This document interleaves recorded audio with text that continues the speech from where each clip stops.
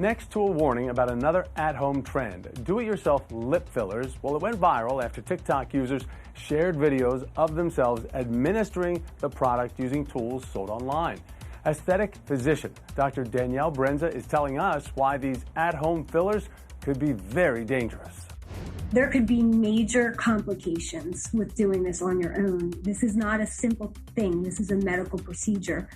I mean, this kind of behavior could lead to permanent disfigurement of the face.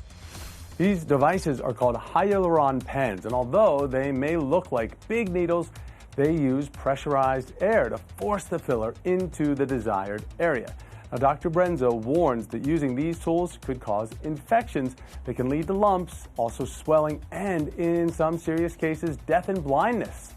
You wouldn't go online and, for example, buy a breast implant and watch a video and do your own breast implants. It's the same thing. The FDA should absolutely be stepping in and banning these Hyaluron pens. Do not do it at home.